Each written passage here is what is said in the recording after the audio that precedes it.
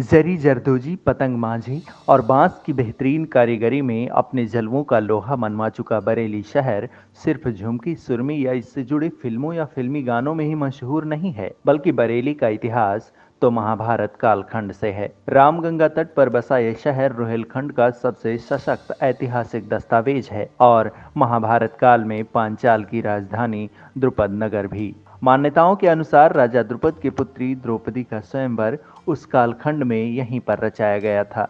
इतिहास को अपने आंचल में संजोए बरेली की धरती धर्म और अध्यात्म के संगम के लिए भी जानी जाती है, जहां शहर के चारों तरफ भगवान शिव के मंदिर से महादेव के जयकारे गूंजते हैं, तो दरगाह आला हजरत और खानकाह नियाजिया इसे गंगा जमुनी तहजीब के शहर का रंग देते हैं। पुराना शहर ही वो जगह है जहां से शुरू हुई जरी की कारीगरी देश दुनिया में अपना पहचान बना चुकी है। मेडिकल और एजुकेशन का हब कहा जाने वाला बरेली काफ़ी पहले से उद्योगों का भी गढ़ रहा है। Rubber factory, Wimco, ITR, camphor, ये वो कुछ बड़े नाम हैं जिनके लिए बरेली को पूरे देश में जाना गया।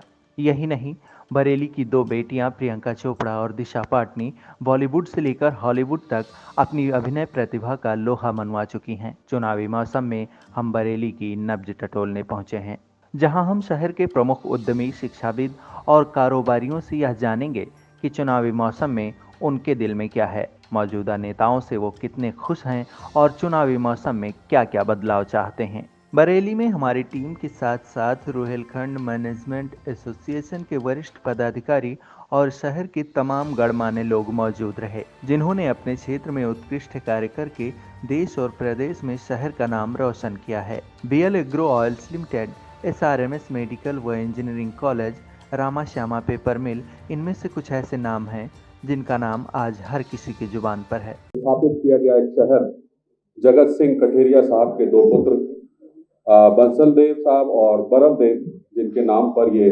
बरेली शहर 1537 में स्थापित हुआ, आज से लगभग 500 साल पहले।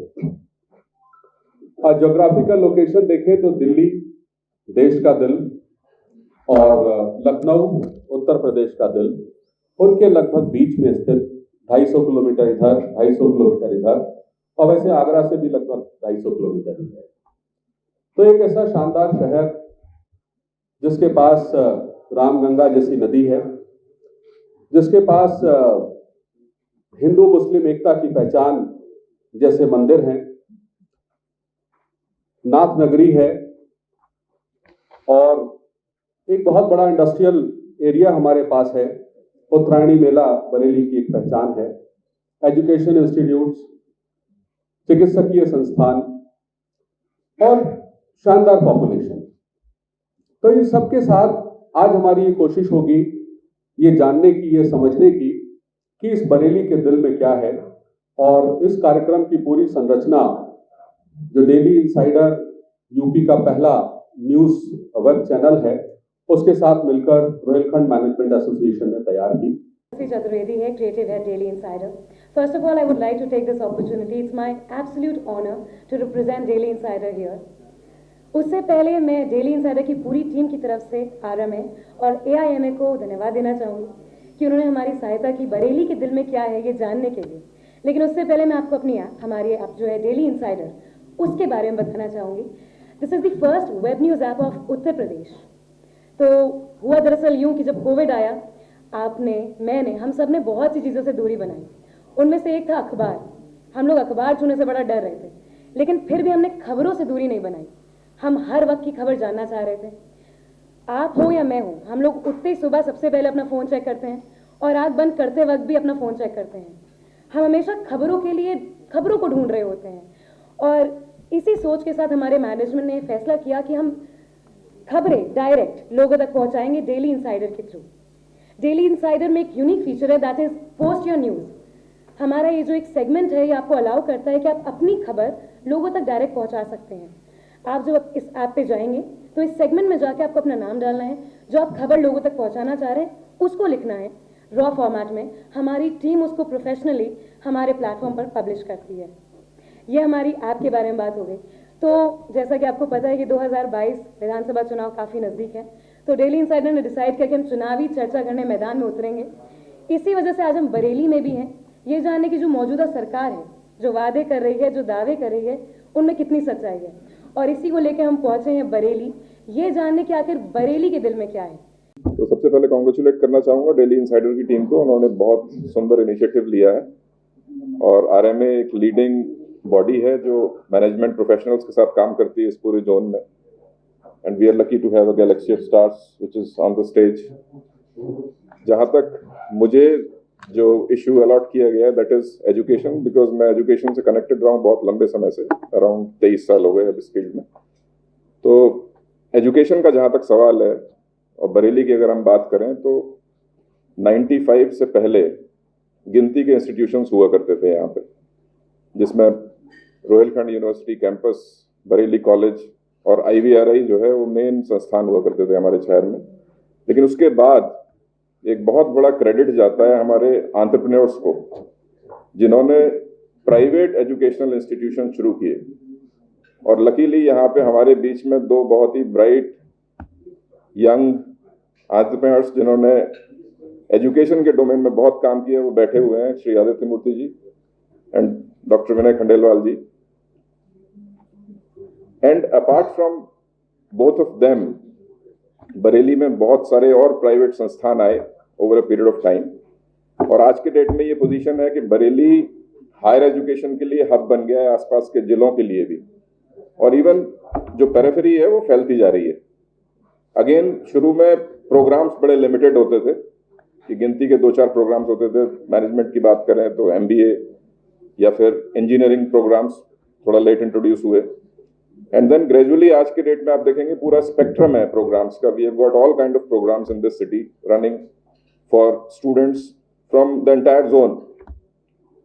तो एक बात तो ये हो गई कि how the expansion of education has taken place in this particular domain, लेकिन मुझे लगता है कि उसके साथ जो एंसिलरी चीजें होती हैं उनमें भी डेवलपमेंट होने की काफी गुंजाइश है। तो एक बहुत बड़ा एरिया जहां पे हमें बहुत डेवलपमेंट की जरूरत है, दैट इज कि प्लेसमेंट और एंटरप्रेन्योरशिप से रिलेटेड एंसिलरी यूनिट्स स्टैब्लिश होने चाहिए, जहां पे बच्चों को अगर वो कॉर्पोरेट में जाना चाहते हैं तो उन्हें ये गाइडेंस मिल जाए, ट्रेनिंग मिल जाए कि भाई how to enter the corporate world.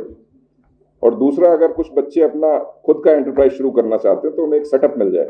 Recently Rohilkhand university ने एक सेटअप स्टैब्लिश किया है इस डायरेक्शन में, और उसमें वो इंक्यूबेशन के लिए इन्वाइट कर रहे हैं एंटरप्रेन्योर्स को भी, जो मेंटर बनना चाहते हैं उन लोगों को भी, जो अपना बिजनेस शुरू करना चाहते हैं उन लोगों को भी। तो बहुत अच्छा इनिशिएटिव है रोहिलखंड यूनिवर्सिटी कैंपस का, एंड आई वुड लाइक कि और जितने संस्थान यहाँ पे काम कर रहे हैं वो भी इस डायरेक्शन में काम करें, क्योंकि देखिए बात समग्र विकास की है। अगर हम टोटलिटी में विकास चाहते हैं तो सिर्फ स्टूडेंट्स को पढ़ा के डिग्री दे देना is not sufficient. Somewhere down the line we want them to work on the floor. तो चाहे वो कॉर्पोरेट में जाएं या वो अपने एंटरप्राइजेस शुरू करें, उस पर्टिकुलर डोमेन में बहुत काम करने की जरूरत है अभी भी, मुझे लगता है। So that's what I feel about the education domain as such. सबसे बड़ी बात क्या है कि जैसे कोई भी समाज हो जहाँ पे मान लीजिए बरेली की हम बात कर रहे हैं कि भाई लोग बहुत सहिष्णु हैं, कुछ नहीं कहते, तो मुझे लगता है कहीं ना कहीं ये सरकारों को सोचना चाहिए और देखना चाहिए, उनके ऊपर है ये बात हमसे ज़्यादा, कि मान लीजिए हम नहीं चिल्ला रहे, कुछ भी नहीं कर रहे, बट हमारे से ज़्यादा उनके ऊपर है कि we are contributing in taxes, हम सब तरह से कंट्रीब्यूट कर रहे हैं, तो मे बी उन्हें भी सोचने की जरूरत है इस बात को। तो कुछ फ्लिप करके देखने की बात है। वो सब लोग हमारे पास हैं, और वो लोग जो ऑडियंस टुडे, इन सब के प्रति बहुत आदर भाव व्यक्त करते हुए मैं क्योंकि शिक्षा जगत से जुड़ा रहा हूँ, लेकिन कुछ बातें कहना चाहूँगा। विजय जी ने यहाँ तो बात शुरू की थी, मेरे दिल में आज क्या है, मुझे लगता है वो सही सी बात है। हमारे इस संगठन का जो आरएमए संगठन है, उसमें अगर मस्तिष्क के रूप में कहें तो मनीष अध्यक्ष है, और मनीष का मतलब भी होता है विद्वान। यह हमारी मनीषा के प्रति और साथ ही साथ हमारे संगठन के रूहरवा, जिनको हम अपने आरएमए का दिल कह सकते हैं, करीब भाई। तो दिमाग और दिल, इन दोनों में सोचने का काम कुछ दिमाग का भी है और कुछ दिल का भी है। लेकिन अगर केवल दिल सोचता है तो कहीं कुछ गड़बड़ हो सकती है, केवल दिमाग सोचता है तो बहुत ज्यादा गड़बड़ हो सकती है। इसलिए दिल और दिमाग इन दोनों के बीच में तालमेल रखे और विकास का वो जो हमारा परिवेश है, जो हम विकास करने की कल्पना करते हैं, मैं समझता हूँ कहीं दूर जाने की जरूरत नहीं है।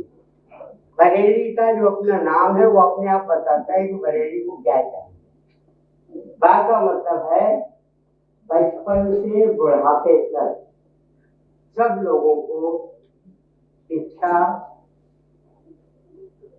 और चिकित्सा जो कुछ भी चाहिए पारिवारिक। हम लोग स्मार्ट सिटी की बात कर रहे हैं। स्मार्ट का मतलब फिर स्मार्ट के अक्षरों से बात करूंगा। हम चाहते क्या है स्मार्ट से? जो आधा सा है वो बड़ी पूरी बात कहता है। वो कहता है स्वच्छ बरेली और स्वस्थ बरेली हम ऐसी बनाए जो निश्चित रूप से दूसरे बात में जो स्मार्ट का माँ है वो कहता है मानव मूल्यों की धनी लगेगी। क्योंकि ये जो शहर है इसकी बड़ी अच्छी खूबी हमारे सक्सेना साहब ने इंट्रोड्यूस करते समय बताई कि ये शहर रंगो जमन संस्कृति का शहर है। या पंडित राधेश्याम शर्मा की रामायण है तो प्रोफेसर वसीम बरेली साहब की शायरी है, और ये दोनों चीजें अंतर्राष्ट्रीय स्तर पर स्वीकृत है। अगर ये नाथ नगरी है तो बरेली शरीफ के रूप में आला हजरत की मजार है। मतलब ये कि यहाँ का जो अपना सांस्कृतिक गौरव है, हम सब मानव मूल्यों की उनकी रक्षा करें। हमारे क्षेत्र को क्षेत्र और पांचाल कहा जाता था। हम समझते हैं वो पांचाल और क्षेत्र का हमारा जो सांस्कृतिक गौरव है उसकी स्थापना अगर हम कर सके तो हम निश्चित रूप से, और हमारे बरेली में रहने वाले लोगों के दिल में यही है कि हम अपने कोई लौटा दे मेरे बीते हुए दिन, तो वो बीते हुए दिन जब बरेली को पांचाल और क्षेत्र के रूप में एक इस तरह की संज्ञा प्राप्त की। और उसके बाद में हमारी संस्कृति सामाजिक संस्कृति है, विविधता में एकता की संस्कृति है, वही हम चाहते हैं। सौभाग्य की बात है बरेली में शायद ही कभी कोई किसी का दंगा एकाध अपवाद स्वरूप हो गया हो, वरना इस बरेली में सारे लोग बड़े प्यार बैठे कहीं किसी नजर न लगे। रा का मतलब है बरेली का जो रे है वो कहता है बरेली हमेशा रेस में शामिल रहेगी, ठीक है ना। और स्मार्ट का जो माँ है उसके बाद में जो आधार है वो कहता है बरेली में रचना करने का। और बरेली में सबसे बड़ी बात है रसात्मकता, और बरेली का जो एक साहित्यिक गौरव है उसमें जो कुछ है वो तो है ही है। इसके अलावा हमारे उद्योग क्षेत्र से जो लोग जुड़े हैं उन्होंने बहुत बड़ा काम किया है, लोगों को रोजगार दिया है। बाकी के सारे लोग इंजीनियर हैं और उद्योगपति हमारे बीच में हैं। इन सब लोगों ने लोगों को काम दिया है। तो हमारा जो एक बहुत महत्वपूर्ण बात है, हम जीवित रहना चाहते हैं सम्मान के साथ, और उसके लिए जरूरी है कि बरेली में कैरियर और बरेली में रोजगार दोनों हमें उपलब्ध हों। ये हमारे शिक्षण संस्थान है इनकी काम में। और उसके बाद में बरेली का जो क्या है वो कहता है देखिए हमारी बरेली बहुत छोटे से स्तर से अगर बात करूं तो हम चाहते हैं टनाटन बरेली, ऐसी बरेली जो जिसका हम गर्व कर सके। जो बरेली जो है वो विश्व भर में जो आज जो है वो केवल सुरमे के लिए झुमके के लिए जानी जाती है, फर्नीचर के लिए बहुत लंबे समय तक बरेली जानी जाती रही है। बरेली का गौरव, बरेली में पहले एक भी अखबार में हुआ करता था। मैं बरेली कॉलेज में संगठन में आया उस समय हमारे यहाँ से स्थानीय रूप से छपने वाला कोई अखबार नहीं था। सबसे पहले अमर उजाला आया, फिर जागरण आया, और उसके बाद में आज आपके पास में 5 अखबार कमसे कम ऐसे हो गए हैं। तो ये जो प्रवृत्ति बढ़ रही है इसका मतलब है कि बरेली में विकास है और लगातार विकास है। हम बरेली की भाषा में अगर बात करें तो हम चाहते हैं बरेली में कभी कोई झाड़ न हो। ये ऐसे शब्द जो मैंने आके बरेली में सुने, हमने कभी तो हम चाहते हैं कि बरेली में कभी कोई झाड़ ना हो, कोई रायता न फैले। ये बरेली की अपनी संस्कृति है। छुड़वाने का कोई प्रयास न करे, किसी के पौधीरे का कोई हिसाब न लगाए। निश्चित रूप से हमारा जो बरेली है उसमें इस तरह के मूल्यों का हम समावेश चाहते हैं। तो आज हमारे पास जो विभिन्न क्षेत्रों से जुड़े हुए लोग हैं, एक बड़ी अच्छी कविता किसी ने लिखी कि घोड़े से लेट रहीम जल कूपों से कार, और कूपों से का होत है मन काहों को गार। तो सबसे ज्यादा गहराई जो है वो मन की होती है। और आज आप दिल की बात करा रहे, तो दिल की बात निकालने के लिए विचार, और विचार का जो मंथन है उसमें हमने समुद्र मंथन में पढ़ा, तो समुद्र मंथन की स्थिति आई तो पता लगा एक मथानी चाहिए और एक रस्सी चाहिए जिससे वो मथानी को खींचे जो है वो उन्हें बकायदा मंथन किया जा सके। तो जो रस्सी बनाई गई वो तो शेषनाग के रूप में थी, और जो मथानी बनाई गई वो हम लोग जो है मदाचल पर्वत को, ये सारे के सारे मुद्राल पर्वत हैं हमारे बरेली के, जिनको इस बुद्धि, और देखिए ना जो रस्सी बनी है और रस्सी में नाना प्रकार के वो लगे तंत्र हैं, उन सबसे कुछ न कुछ निष्कर्ष, कोई नवनीत निकलेगा। मैं बधाई देना चाहता हूँ आर्यले को, बधाई देना चाहता हूँ अपने टाइगर वालों को, जिन्होंने ये सोचा कि किसी के दिल में झांक के देखो तो है ना कि भाई बरेली क्या चाहता है। हमारे बीच त्रिवेदी जी साहित्यकार है, वो यहाँ मौजूद है, इन्होंने बहुत कुछ बरेली के बारे में लिखा और कहा है। तो मैं ये जरूर कहना चाहूँगा कि हम सब साथ रहें। और बरेली साहब का एक शेर है, वो जो कहते हैं कि उसूलों पे जो आँच आए तो टकराना जरूरी है, तो जिंदा हो तो फिर जिंदा नजर आना। तो हम जिंदा नजर आए, नजर आने के लिए हमारा जो प्रैक्टिस है हम अपने उससे आए। और देखिए ना बिल्कुल अलग प्रकृति की बात, शीशा पत्थर साथ रहे कुछ बात नहीं घबराने की, शीशा पत्थर साथ रहे कुछ बात नहीं घबराने की, बात मगर इतनी सी है कि जितना हो टकराने। क्या हम लोग परस्पर अपने विचारों में सामंजस्य स्थापित करते हुए उस सामाजिक संस्कृति को हमने शिक्षा के क्षेत्र में बहुत कुछ पाया है, मगर समान कहूँगा उद्योगों के क्षेत्र में हमने बहुत कुछ खोया है। और उसका कारण ये है कि बरेली का आखिरी अक्षर है ना ली, हमें यहाँ से बड़ा धोखा।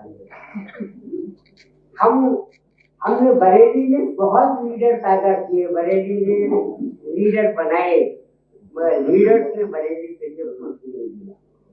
हमारी एक भावना है कि हमारे पास ऐसे लीडर हो जो बरेली के बारे में सोच सके, और जहाँ उद्योग लगातार खुलते रहे, उद्योग बंद होने की खबरें अखबारों में न छपे। हंगामा होता कि वो गाड़ी हमारी बंद क्यों हो गई जो चल चुकी थी। इसी के अलावा कुछ और गाड़ियाँ भी हैं जो यहाँ से चली हमारे रेलवे स्टेशन जंक्शन को छोड़ के, और वो बरेली को काट के दूसरी जगह होकर निकल जाती हैं, कैनेटी होकर निकलती हैं।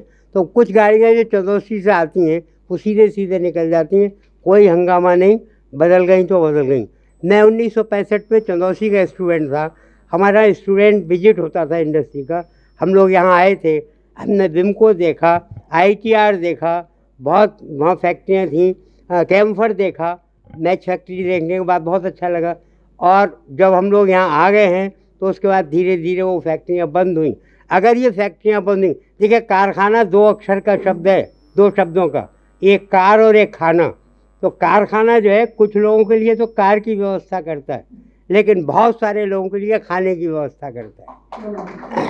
तो ये जो कारखाने बंद हुए, लोगों के खाने की जो लाले पड़ गए, कितने मज़े से सिंथेटिक केमिकल, इतनी बड़ी फैक्ट्री बंद हो गई, कितने लोगों के जो है वो, कितने लोगों ने आत्महत्या की। अगर कोई और शहर रहा होता वेस्टर्न यूपी का, कितना बड़ा हंगामा हो गया होता। तो बरेली की ख़ास बात ये है कि you ignore Bareilly people, they will tolerate it, they will afford it. और इसीलिए जो सरकार हमारी है वो हमको नेगलेक्ट करना अफोर्ड कर जाती है, क्योंकि यहाँ से कोई खतरा नहीं। तो जो आपने कहा कि खूबी है बरेली की, हाँ, सहिष्णुता है, सहिष्णुता। तो क्या आपको लगता है जो टॉलरेंस पावर है बरेली की, कहीं ना कहीं ये वजह बन रहा है कि बरेली के बच्चे चाहे हेल्थ हो, एजुकेशन हो, एम्प्लॉयमेंट हो, इसके लिए अब लखनऊ जा रहे हैं, NCR की ओर बढ़ रहे हैं। इसलिए ना कि हमारे पास जो सुविधाएं थीं वो सुविधाएं बजाय बढ़ने के कम होती चली जा रही हैं। बरेली कॉलेज यहाँ का बहुत बड़ा कॉलेज है, लगभग 200 साल पुराना कॉलेज है, और उस कॉलेज को अगर सजा मिली है, मैं इस मंच से कहना चाहूँगा, तो केवल इस बात की कि स्वतंत्रता आंदोलन में उस कॉलेज ने इतना भाग लिया था कि वहाँ के प्रोफेसर और वहाँ के जो स्टूडेंट थे उनमें से कुछ लोगों को फांसी की सज़ा दी गई, और सरकार के खाने में वो कॉलेज है ब्लैक लिस्टेड है। उस महाविद्यालय को विश्वविद्यालय काफ़ी पहले हो जाना चाहिए था। यूजीसी की टीम आई थी, मैं वहीं था उन दिनों, तो वहाँ के जो चेयरमैन थे बख्शी जी, उन्होंने कहा कि this college is college simply because it has not been declared as a university, otherwise it has got all the facilities and the infrastructural facilities that a university requires. तो बरेली कॉलेज का नाम जो है, और जब रोहिलखंड यूनिवर्सिटी की स्थापना हुई, जो लोग गवाह हैं वो जानते हैं, जिन परिस्थितियों में वो राजनीतिक दृश्य बन गया था, उसमें लगा ये कि शायद बरेली कॉलेज के लोगों के, विद्यार्थी और अध्यापक दोनों उसमें शामिल थे, इन लोगों की शरारत जो है वो उस समय के तत्कालीन जो प्रशासक थे उनको लगा, और उसकी सज़ा ये मिली कि जिस यूनिवर्सिटी को बनाने के बाद बरेली कॉलेज कर रहा था, उसी यूनिवर्सिटी को एक जगह रोहिलखंड यूनिवर्सिटी बना के एक हम लोगों को यूनिवर्सिटी तो दी गई, मगर बरेली कॉलेज का हक चला गया, और बरेली कॉलेज में कहीं कोई हंगामा नहीं हुआ। ये हमारी टॉलरेंस की हद है। तो इसलिए हमारी टॉलरेंस को जो है वो, जो हमारी एक अच्छी बात है, उसे नेगेटिव रूप में हमें वो साबित होती है। तो दुर्भाग्य है हमारा कि जो लोग वैसे भी घर में जो लड़का हंगामा करने वाला होता है, माँ बाप उसकी बात ज़्यादा सुनते हैं, जो सीधा सच्चा बच्चा होता है उसकी बात इग्नोर कर जाते हैं। तो बरेली में जो है ना, तो ये जो असली बात है वो यही है कि हम लोग हंगामेदार नहीं हैं। मैं समझता हूँ यहाँ के नौजवान को और यहाँ की बुद्धिजीवियों को इस बात की ज़रूरत है कि वो अपनी चेतना को पहचानें और उसके आधार पर अपने लिए समुचित मांग करें। लोकतंत्र में आपको इसका अधिकार है कि आपको जो चाहिए, आज जो आपने विषय रखा है वो यही तो है, बरेली के दिल में क्या है। तो बरेली के दिल में इतना गुबार है कि अब तक बरेली को उसका हक मिला ही नहीं। तो आज आपके माध्यम से हमारे आरएमए ने जो एक मंच रखा, उसमें ये निकल के आ रहा है कि हम लोगों को हमारा हक क्यों नहीं मिल रहा है। तो हम लोग जो सीधे हैं उसके सीधेपन का कब तक दंड दिया जाएगा। बहुत जरूरी है, बहुत मतलब देखिए ना, सिर्फ वो जो एक बात है ना कि खामोश मिजाजी तुम्हें जीने नहीं देगी, खामोश मिजाजी तुम्हें जीने नहीं देगी, और क्या है, कुछ हंगामा इस दौर में जीना है तो कोहराम मचा दो। तो ये जो जीने की शर्त है कि कोहराम मचा दो। सबसे पहले मैं आरएमए टीम और डेली इंसाइडर को बधाई देना चाहूँगा कि एक ऐसे सब्जेक्ट पे हर डिफरेंट फील्ड के लोगों को इनवाइट किया और बरेली के दिल में क्या है ये जानना चाहा। इससे पहले मैं कि अपनी बात शुरू करूँ, मैं जब भी आरएमए के किसी प्रोग्राम में आता हूँ तो मैं ये देखता हूँ कि लगभग 50 लोग 60 लोग हैं, पर ये 50-60 लोग 50 इंडिविजुअल्स नहीं हैं, ये 50-60 लोग 50 इंस्टीट्यूशंस हैं। ऐसे इंस्टीट्यूशंस को गवर्न कर रहे हैं जहाँ पे कि 500 और 1000 और 2000 लोग काम कर रहे हैं। तो it is not a representation of 50 और 60 people, it is a representation of thousands and thousands of people. दोस्तों, जैसा आप सब जानते हैं कि मैं टैक्सेशन की फील्ड में हूँ और मेरे को जो रोल असाइन किया गया है वो भी है कि टैक्सेशन इकोनॉमी और इसके संबंध में बरेली के दिल में क्या है। आप सब जानते हैं कि 2017 में एक मेजर इनडायरेक्ट टैक्स रिफॉर्म हुआ था, मेजर इकोनॉमिक रिफॉर्म था, कि जब 17 टैक्सेस, अलग अलग 17 टैक्सेस को मर्ज करके एक जीएसटी लॉ बनाया गया। और इस जीएसटी लॉ में हमारा स्टेट और हमारा सेंट्रल दोनों इक्वल के भागीदार हैं। बहुत बड़ा चेंज था। वन टैक्स वन नेशन, एक ही रेट अक्रॉस द कंट्री, किसी भी प्रोडक्ट पे एक ही रेट। तो हमारी इंडस्ट्रीज को, हमारे व्यापारियों को, हमारे ट्रेडर्स को बहुत लाभ हुआ कि वो यहाँ बैठे हुए कहीं भी बिजनेस कर सकते हैं। बरेली में बैठकर वो बॉम्बे में भी माल सेल कर सकते हैं और पिथौरागढ़ में भी माल सेल कर सकते हैं, एक ही रेट हुआ। ये सब कुछ पिछले 4 साल में हुआ। रिजल्ट इसका ये हुआ कि हमारा व्यापारी आगे आया, हमारा इंडस्ट्रिस्ट आगे आया, और जो कलेक्शन 80,000 करोड़ रुपए 2017-18 में था, वो आपने पिछले माह पेपर में पढ़ा होगा कि 1,40,000 करोड़ रुपए ये कलेक्शन हुआ। लगभग 75% ग्रोथ आई पिछले 4 साल में। अब सवाल ये है कि हमारा दिल क्या चाहता है, हम क्या चाहते हैं इसमें। हम जो जीएसटी लॉ में या जो इनडायरेक्ट टैक्सेस में चाहते हैं, उसमें सबसे पहली बात है कि टैक्सेशन लॉज में, जिसमें कि स्टेट भी शामिल है और सेंट्रल भी शामिल है, ये जो प्रोसिक्यूशन प्रोसीजर्स हैं, ये जो व्यापारियों को, इंडस्ट्रिस्ट को के अगेंस्ट में क्रिमिनल प्रोसिक्यूशंस का प्रोविजन है, ये प्रोविजन खत्म होना चाहिए। आज अगर किसी भी व्यापारी को 5 करोड़ से ज्यादा का उसका टैक्स बाकी हो तो उसको अरेस्ट किया जा सकता है, उसको जेल भेजा जा सकता है। पर क्यों?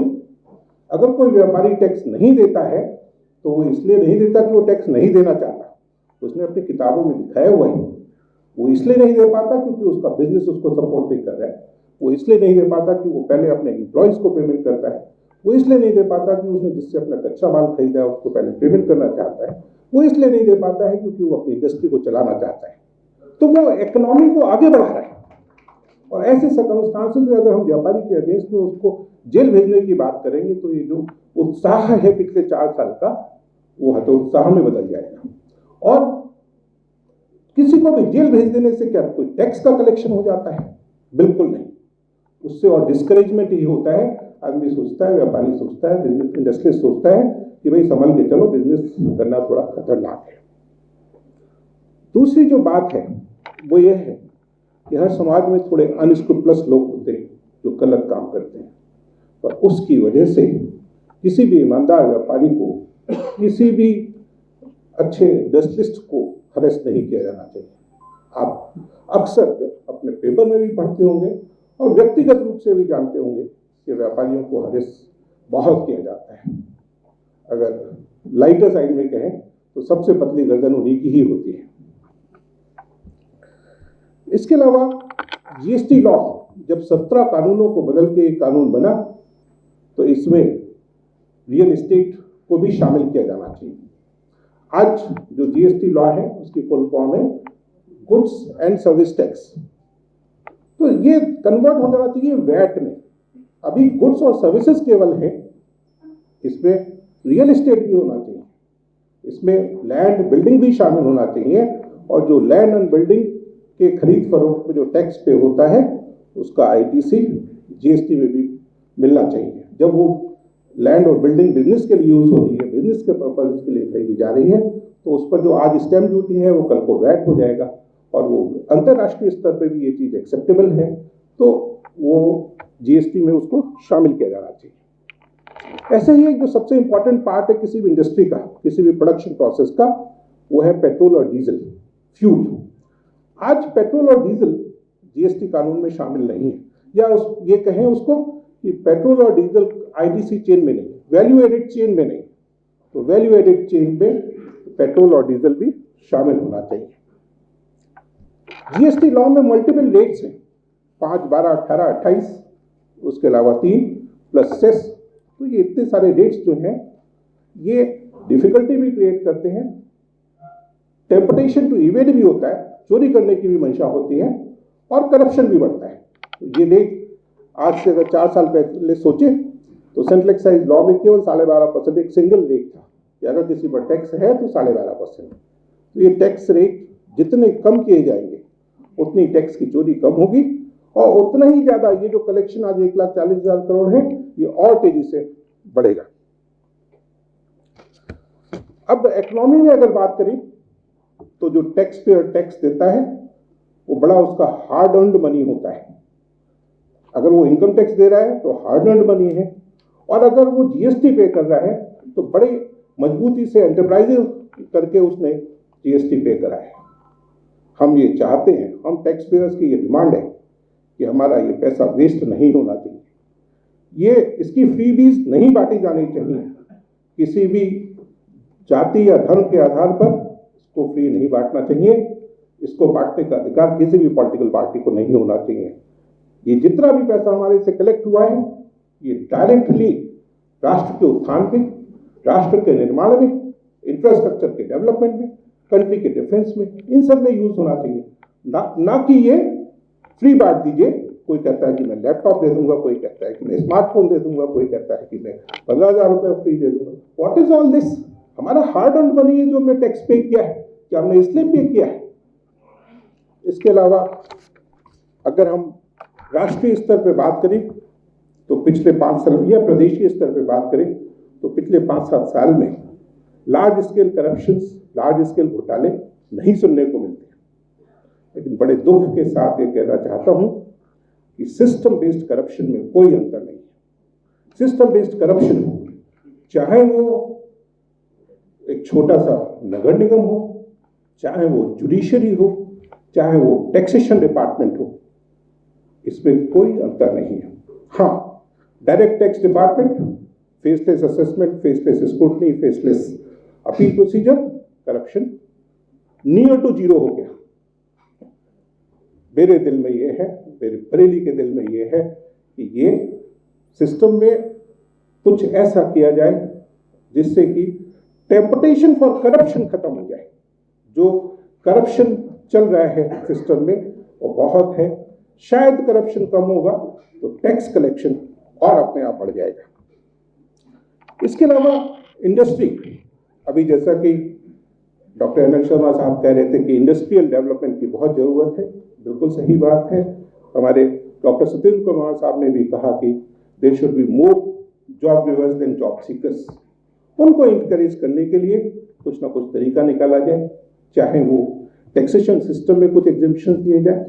हमने देखा कि सन 2003 में जब उत्तराखंड को डेवलप करना था तो सरकार ने बहुत सारे टैक्स एग्जेम्पशन हमारे उत्तराखंड को दिए, नई फैक्ट्री लगाने पर एग्जेम्पशन दिए। आज हमारी प्रदेश सरकार भी बहुत सारी सब्सिडीज की घोषणा करती है कि आप ये इन्वेस्टमेंट करिए, हम इतनी सब्सिडी देंगे, बट धरातल पे कुछ ना कुछ ऐसा अड़ंगा लग जाता है, कुछ ना कुछ ऐसी दिक्कत आती है कि वो सब्सिडी नहीं मिल पाती है। तो अगर टैक्स लॉज में कुछ एग्जेम्पशन दिया जाए नई इंडस्ट्री लगाने पे, नए बिजनेस के लिए, तो हमारे यूथ को जॉब भी मिलेगी, नया बिजनेस भी डेवलप होगा और इकोनॉमी भी डेवलप होगी। यही मेरे दिल में है। तो मैं कहना चाहूँगा कि मेरा जो मैसेज है युवा को वो ये है कि वो कोई ना कोई टेक्निकल एजुकेशन लें, किसी भी क्षेत्र में आगे बढ़ें, लेकिन उस क्षेत्र की केवल एजुकेशन से काम नहीं चलेगा, उसको प्रैक्टिकल भी करें। जैसा हमारा घनश्याम खंडेलवाल जी भी कह रहे थे कि उसके प्रैक्टिकल एस्पेक्ट को समझें, चाहे वो ट्रेनिंग इंडस्ट्री में हो, चाहे कि वो कॉलेज में हो, चाहे वो चिकित्सा क्षेत्र में हो, उसके प्रैक्टिकल एस्पेक्ट को समझ के आगे बढ़ें। युवा अगर किसी भी वजह से एजुकेशन के लिए या टेक्निकल पर्पस के लिए शहर से बाहर जाता है तो वो ये प्रयास करे कि हम पहले बरेली आके बरेली को डेवलप करने के लिए कहें, बरेली में स्थापित हों। तो 2 चीज़ें, 1 कि जो भी एजुकेशन ले रहे हैं, जिस भी फील्ड में काम कर रहे हैं, उसका प्रैक्टिकल एस्पेक्ट समझें। नंबर 2 प्रयास करें कि हम वापस बरेली में आके क्या कर सकते हैं और कैसे आगे बढ़ सकते हैं। यहाँ उपस्थित सभी आरएमए के आदरणीय मेंबर्स, डेली इनसाइडर से आए हुए सभी प्रतिनिधि, और थैंक यू वेरी मच कि आप हमारे को अपॉर्चुनिटी दे रहे हैं कि बरेली के दिल की बात आगे तक पहुंचाई जाए। हमारे जो लीडर्स हैं स्टेट में बैठे हुए हैं वहाँ तक पहुंचाई जाए, पॉलिटिकल पार्टीज तक पहुंचाई जाए, जिससे पता चले कि लोग क्या सोचते हैं, एक वर्ग क्या सोचता है और वहाँ तक बात पहुँचे। मुझे आज का शीर्षक मिला है कि मैं हेल्थ के बारे में कुछ बात करूँ और बरेली के दिल की धड़कन कैसे चल रही है उसके बारे में बताऊँ। सबसे पहले तो बरेली का दिल बहुत बड़ा है और I will say it is a land of opportunities. Any land which is there is a land of opportunity. हम में से बहुत लोग बरेली के हैं जिन्होंने यहाँ पे अपॉर्चुनिटी देख के बहुत कुछ हासिल किया है। बहुत लोग बरेली से बाहर से आए हैं जिन्होंने यहाँ पे अपॉर्चुनिटी देख के कुछ हासिल कर रहे हैं और आने वाले समय में भी कुछ ना कुछ नया हो रहा है। बरेली में विकास हर दिन बढ़ता चला जा रहा है, पॉपुलेशन बढ़ रही है, आसपास के जो जिले हैं वहाँ से लोग आ रहे हैं, बस रहे हैं यहाँ पे, कुछ नया उद्योग लगा रहे हैं, व्यापार कर रहे हैं, ट्रेडिंग कर रहे हैं और कुछ ना कुछ बढ़ता चला जा रहा है। तो इसमें ज़रूर बरेली का दिल बड़ा है। जहाँ तक हेल्थ इंडस्ट्री की बात करें, बरेली में ये गर्व की बात है कि प्राइमरी केयर, सेकेंडरी केयर और टर्शियरी केयर 3 टाइप में हम हेल्थ केयर को डिवाइड करते हैं और प्राइमरी से लेकर टर्शियरी केयर तक आज की तारीख में गवर्नमेंट और प्राइवेट सेक्टर को मिला लें तो एक कॉम्प्रिहेंसिव केयर यहाँ पे प्रोवाइड करी जा रही है under one roof in lot medi centres. But जो ज़रूरी है, what is health, what is the crux of health का क्या मतलब होता है, that is all about saving life. और एक सरकार जो प्रतिनिधि लोग हैं उनका क्या होता है कि वो लाइफ को वैल्यू करें। और वो तब पता चलता है, जैसे अभी हम लोगों ने कोरोना में डिजास्टर, एक बहुत बड़ा महामारी को देखा, और उसमें किस तरीके से सरकार थी, प्राइवेट हेल्थ केयर सेंटर्स थे, सरकारी सेंटर्स थे, सबने, और प्रशासन शासन सबने मिलके, एनजीओज, वेरियस लीडर्स, कॉरपोरेट, सबने मिलकर उस महामारी को किस तरीके से फेस किया। बहुतों ने खोया भी और बहुतों ने कुछ पाया भी, और एक इंटीग्रेटेड अप्रोच के साथ हमने उस इमरजेंसी, उस डिजास्टर को हम ठीक कर पाए, हम फैसिलिटी प्रोवाइड कर पाए। लेकिन आज की तारीख में आप ये सोचिए कि हम में से, आप में से कोई भी जना, अगर किसी का किसी भी एक क्षेत्र में एक्सीडेंट होता है, तो क्या हमें एक्सीडेंट होता है या दिल का दौरा पड़ता है या एक न्यूरो स्ट्रोक होता है, आज की तारीख में बहुत आम बीमारियां हैं, बिकॉज हमारे लाइफस्टाइल से संबंधित हैं। घर में स्ट्रोक हो गया है, ब्रेन स्ट्रोक हो गया है, या हार्ट अटैक हो गया है, या कोई एक्सीडेंट हो गया है, तो कोई हमारे पास ऐसा सिस्टम है कि हम कोई एक नंबर दबा सकें या बेल दबा सकें। हम में से जितने लोग बैठे, कोई स्ट्राइक करता है कि हम इमरजेंसी में कहाँ जाएं, मुझे नहीं लगता कि कोई इमीडिएट मालूम होता है। हमें मालूम होता है कोई एक सेंटर है, हो सकता है वो हमारे घर से 10 किलोमीटर की दूरी पे हो, 5 किलोमीटर की दूरी पे हो सकता है जो नियरेस्ट सेंटर है वो सर्विसेज के लिए इनेबल्ड ना हो या इक्विप्ड ना हो। तो मेरे हिसाब से आज की तारीख में हर, इट्स नॉट अबाउट बरेली, मेरे ख्याल से बहुत से ऐसे जो हम लोग बी क्लास सिटीज़ हैं, उनके लिए इंपॉर्टेंट है। ए क्लास सिटीज़ में ज़रूरी है, ज़रूर ट्रॉमा सेंटर्स, इमरजेंसी सेंटर्स एक इंटीग्रेटेड अप्रोच के साथ बनते चले जा रहे हैं, एम्बुलेटरी सर्विसेज बेटर होती चली जा रही हैं। बट आज बरेली में अगर मैं आपको बताऊं तो 90 के आसपास एम्बुलेंस सरकारी हैं, 102, 108 नंबर चल रही हैं, बहुत बड़े तबके को वो केटर कर रही हैं। बट अभी भी कुछ जो ये सर्विसेज हैं जिसको हम इमरजेंसी बोलते हैं, इमरजेंसी केयर बोलते हैं, उसके लिए कोई इंटीग्रेटेड अप्रोच अभी तक नहीं है। उसके लिए ज़रूरी है, गवर्नमेंट ने जिस तरीके से कोरोना काल में सेंटर्स को देखा, कहाँ पे क्या फैसिलिटी है, उसके हिसाब से उसको लेवल सेट किया, उसको कैटेगराइज किया, क्लासिफाई किया, और जब उसके पास किसी मरीज का फोन आता था, उसकी रिक्वायरमेंट को देखते हुए वो वहां तक उसको पहुंचाते थे। एक ऐसे रोज आना की जिंदगी में, क्योंकि जब आपको वैल्यू, जब सरकार ये सोचेगी कि हमें लाइफ को वैल्यू करना है, या लीडर्स जब सोचेंगे लाइफ इज वैल्यूबल, तभी उस पर प्रयास किया जाएगा। और उस पर प्रयास हो भी रहा है, ऐसा नहीं है कि जहाँ पे पिछले हम देखें कि पिछली 2 सरकारों में स्टेट में एक एम्बुलेंस सिस्टम का एक रेवोल्यूशन आया, 102, 108 नंबर आए, उसके बाद जो नई प्रेजेंट सरकार है उसने उसको और स्ट्रेंथन किया है। बट हमें लगता है कि कहीं ना कहीं एक्सीडेंट्स को क्लासिफाई करें, चिन्हित करें। बरेली एक, अगर हम कहें 10 किलोमीटर के रेडियस में बसा हुआ है, तो उस 10 किलोमीटर में चिन्हित करें कि अगर बरेली रोड और दिल्ली रोड में अगर एक्सीडेंट किसी का होता है, या वहां के निवासी को किसी को दिल का दौरा, what is the nearest centre to go, जहां पे उसे कॉम्प्रहेंसिव केयर मिल जाए। ऐसा ना हो कि वो जब तक वहां पहुंचे, वहां पे एड लेके दूसरे सेंटर तक पहुंचे, हम उसे लूज कर चुके हैं। Medical science is all about time. हम कितनी जल्दी, किस समय पर, कितनी जल्दी उस गोल्डन पीरियड में उसको एक इलाज पहुंचा सकें, and we can save life.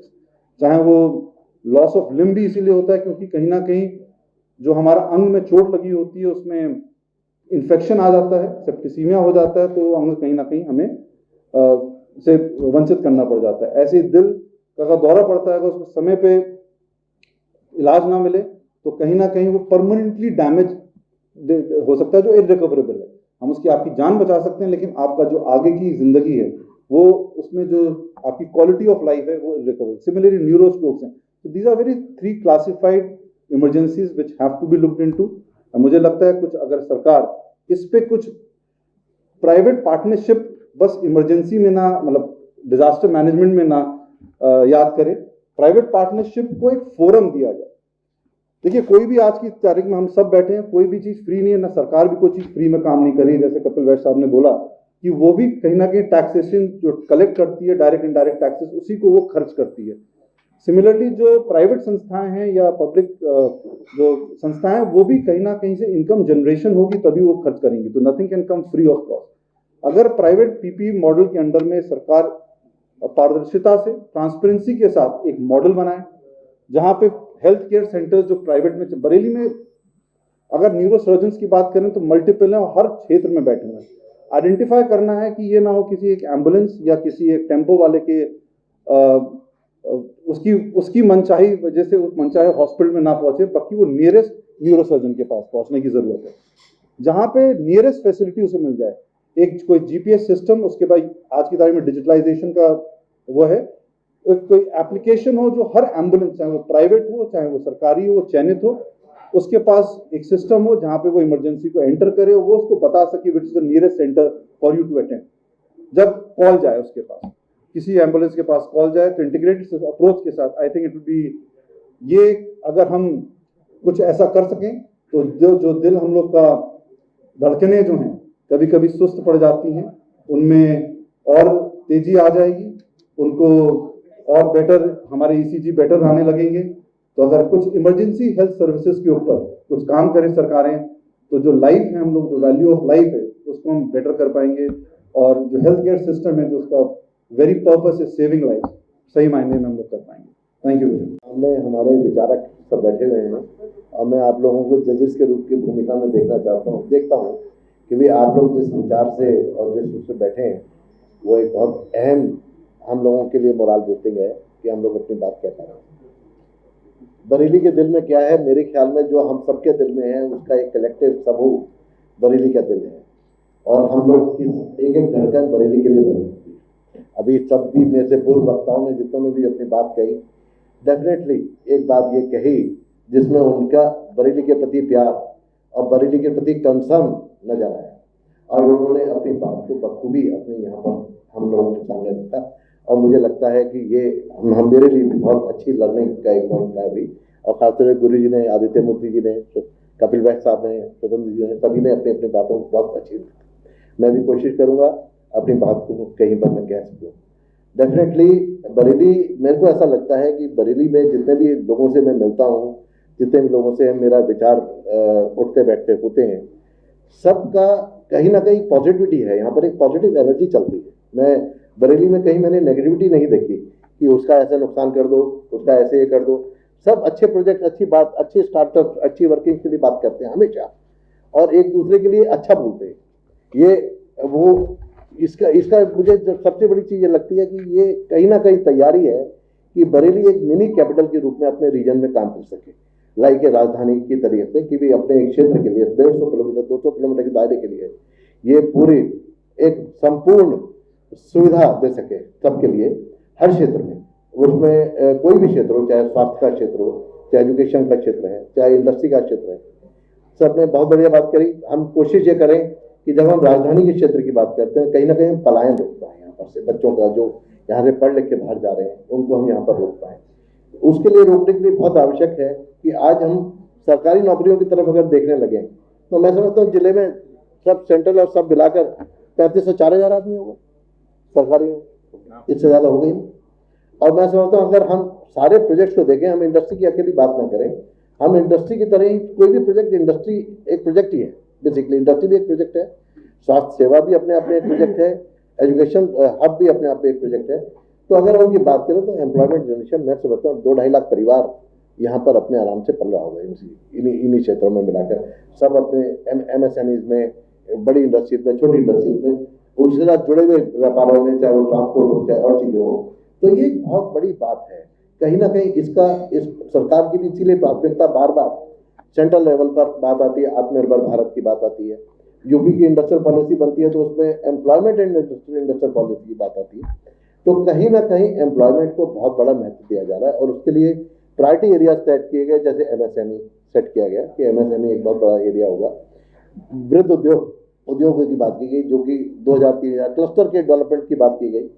Cluster development में बात तो बहुत अच्छी हुई, लेकिन मुझे लगता है कहीं ना कहीं हमारी मैच्योरिटी उसमें थोड़ी सी कहीं शॉर्टफॉल ये थी कि हमें कहीं एंकर यूनिट्स भी वहाँ पर लाने की बात करनी चाहिए थी, जहाँ पर एंकर यूनिट्स का नेगोशिएशन डेफिनेटली होना चाहिए था, जैसे उत्तराखंड में हुआ। ऐसा नहीं कि उद्योग यहाँ नहीं आ सकता, उत्तराखंड में इतना उद्योग आ गया कि वहाँ हमने देखा 80,000 करोड़ का टैक्स कलेक्शन, GST के कलेक्शन वहाँ पर थे। कैसे हो गए? यूपी से छोटा स्टेट है, कैसे वहाँ पर इतनी डेवलपमेंट हो गई? क्यों? वहाँ पर जितनी भी इंडस्ट्रीज आई उनके लिए कोई ना कोई प्लेटफॉर्म दिया गया, उन्हें कोई ना कोई सोर्स ऑफ बेनिफिट दिए गए, जिससे वो लोग यहाँ पर आकर एम्प्लॉयमेंट भी जनरेट करें और वहाँ पर उसके बाद टैक्स रेवेन्यू को भी कॉन्ट्रीब्यूट करें।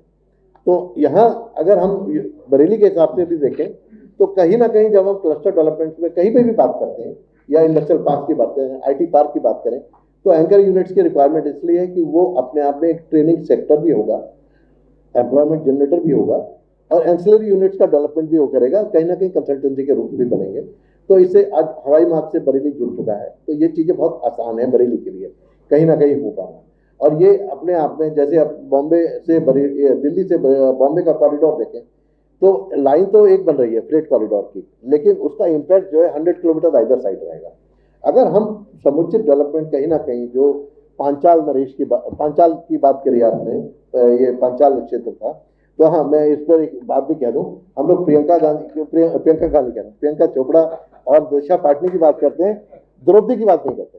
पहली सुंदरी शायद बरेली की द्रौपदी के बारे में बात करेंगे तो द्रौपदी जो है यहाँ पर अपने आप में मिसाल थी, जिसकी वजह से यहाँ जरी जरगोजी और चीज़ों की डेवलपमेंट है। तो हम अगर बरेली के दिल की बात करें तो जरी जरगोजी की बात होनी चाहिए, कहीं ना कहीं उसके विकास की, उसकी मार्केटिंग की बात होनी चाहिए।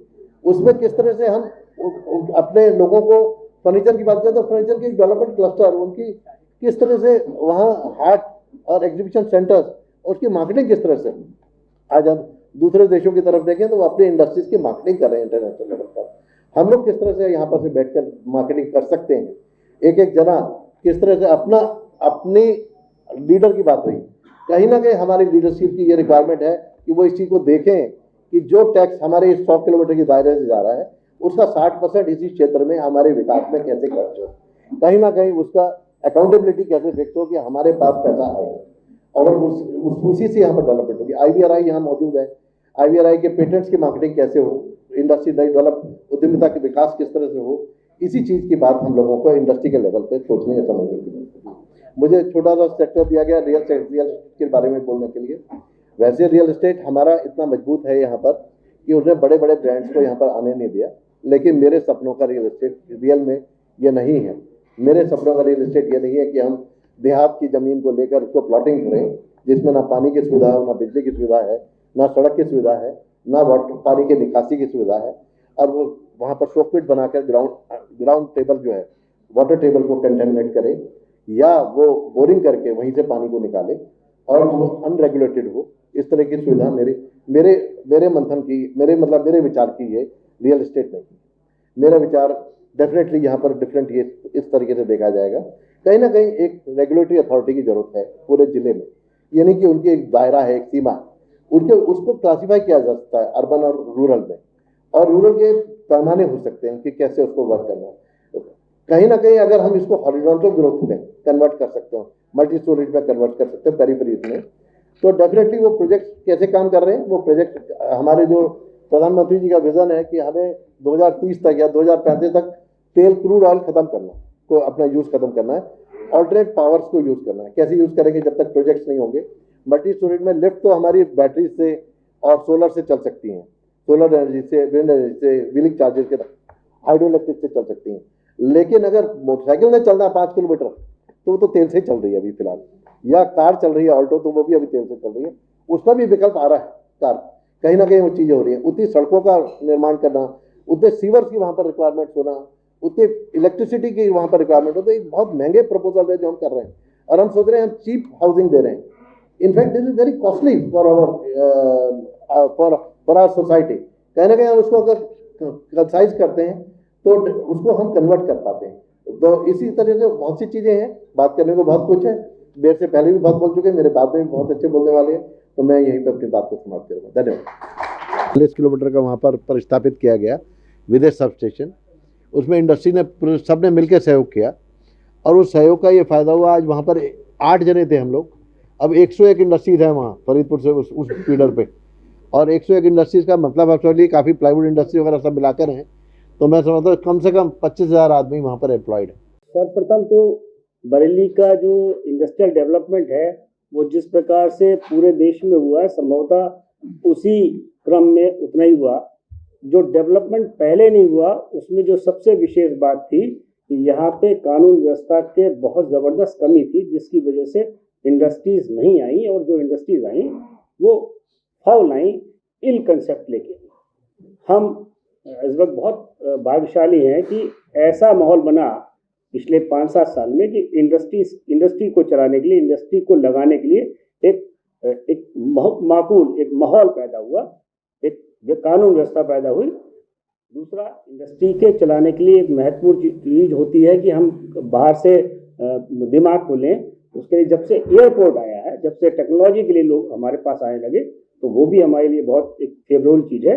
इन दोनों चीज़ों के लिए सर्वप्रथम तो मैं आपके माध्यम से, इनसाइडर के माध्यम से सरकार को धन्यवाद देना चाहता हूँ कि जो चीज़ 10 साल पहले हम सोच भी नहीं सकते थे कि ऐसी कानून व्यवस्था, ऐसे लोग, ऐसे भले लोग और ऐसी मानसिकता के लोग जो देश को आगे बढ़ाने के लिए संकल्पित हैं, जो रात दिन देश को आगे बढ़ाने के लिए अपने आप को गला रहे हैं, जो रात दिन देश को आगे बढ़ाने के लिए लड़ रहे हैं, जूझ रहे हैं बिना अपने किसी स्वार्थ के। मैं चाहता हूँ इनसाइडर के माध्यम से या और लोग माध्यम से ये बात सरकार तक पहुँचे। अगर हम कोई व्यक्ति मेहनत कर रहा है, बेहतर कर रहा है और हम उसकी प्रशंसा में कुछ ना बोलें, उसको उत्साहित ना करें, तो धीरे धीरे उसका उत्साह कम हो जाएगा। मैं चाहता हूँ कि इनसाइडर के साइट पे मेरी ये बात अवश्य डाली जाए। अब दूसरी बात आती है कि एक इंडस्ट्री क्यों होता है। मुझे अगर इंडस्ट्री बनाया गया, ईश्वर ने मुझे किसी कार्य से भेजा या मैंने इस कार्य को चुना, तो उसके पीछे मेरा कोई ऑब्जेक्ट होगा। मेरा एक इंडस्ट्री वाले का सिर्फ एक ही ऑब्जेक्ट होता है कि वो एम्प्लॉयमेंट जनरेट करे। बिना एम्प्लॉयमेंट जनरेट करे किसी भी शहर में, किसी भी विकसित देश में या किसी विकासशील देश में कोई एम्प्लॉयमेंट जनरेट नहीं हो सकता। और अगर होगा तो वो जिस तेजी से कुकुरमुत्ते की तरह उगेगा, उसी तेजी से निकलेगा। तो एम्प्लॉयमेंट जनरेट करने का काम ये इंडस्ट्री वाले का है, इसमें कोई जो है नहीं। और उसके लिए बहुत सारे क्या कहते हैं जो है गवर्नमेंट की तरफ से इंसेंटिव्स भी हैं, कुछ मिलते हैं, कुछ नहीं मिलते हैं, लेकिन जो मुख्य चीजें वो मिली। ठीक है, एम्प्लॉयमेंट जनरेट करने के लिए यहाँ बैठे हुए विभूतियों से मैं अपनी बात शेयर करना चाहूंगा कि एम्प्लॉयमेंट जनरेट करने के बाद वहाँ उस कार्य को करने के लिए शिक्षित बच्चे चाहिए, शिक्षित समाज चाहिए, एजुकेटेड लोग चाहिए। हम लोगों ने भी रोलकन यूनिवर्सिटी के साथ टाइप तो किया है, या जो भी इंडस्ट्री से रिलेटेड, जो भी लोग एजुकेशन से रिलेटेड है, मेरी उनसे विनम्र अनुरोध होगा कुछ इस प्रकार का कार्य करें कि 3rd ईयर में, ग्रेजुएशन से पहले 3rd ईयर में या 4th ईयर में 1 साल से लेके 6 महीने की उसकी प्रैक्टिकल ट्रेनिंग हर हाल में, किसी इंडस्ट्री में, किसी ऑफिस में, किसी चिकित्सालय में या जहां भी वो काम करना चाहता है, जिस भी फील्ड में वो काम करना चाहता है, अगर उसको अखबार के बारे में करना चाहता है तो उसके बारे में प्रैक्टिकल ट्रेनिंग देनी चाहिए। और ये दोनों तरफ होना चाहिए कि जो इंडस्ट्री के लोग हैं, जो अखबार के लोग हैं, या जो चिकित्सा क्षेत्र के लोग हैं, या जो जिस क्षेत्र में के लोग हैं, वो भी इस बात का जो है ध्यान रखें कि हम जो बच्चे ग्रेजुएट बनने जा रहे हैं, जिनकी वजह से आपकी इंडस्ट्री को तरक्की मिलने वाली है, हम उन्हें अपने अंदर मतलब हम उन्हें बुलाएं, उनके साथ मिले जुलें, हम उनका कुछ ना कुछ फाइनेंशियल क्या कहते हैं भी जो है फायदा कराएं और उनके अंदर ये एक जज्बा पैदा करें कि वो आने वाले समय में, अगले 2 साल में, 5 साल में, 4 साल में इंडस्ट्री के डेवलपमेंट के बारे में सोच सकें। अब यहाँ पर मैं बताना चाहूंगा कि जो लोग यहाँ बैठे हैं, मान लीजिए टैक्सेशन की बात हम करें, सीए लोग, अगर सीए लोगों की उदाहरण है तो ये क्या करते हैं, 5 साल उसको, 4 साल, 3 साल उसको अपने यहाँ बैठा के काम सिखाते हैं, प्रैक्टिकल काम सिखाते हैं। इसलिए जितने भी चार्टर्ड अकाउंटेंट आते हैं करीब सब सफल होते हैं। वो सारे डॉक्टर्स जिनको वास्तव में प्रैक्टिकल ट्रेनिंग दी जाती है हॉस्पिटल्स में, वो करीब सभी क्या कहते हैं सक्सेस होते हैं। वो सारे एमबीए के छात्र, सुधीर जी नाराज मत हो जाना, जिन्हें एमबीए के छात्र, जिन्हें स्कूल में आपने वो दी है, तो वो 9,000 10,000 रुपए में काम कर रहे हैं। ये कोई बहुत अच्छी बात नहीं है, ये बेहतर चीज नहीं है।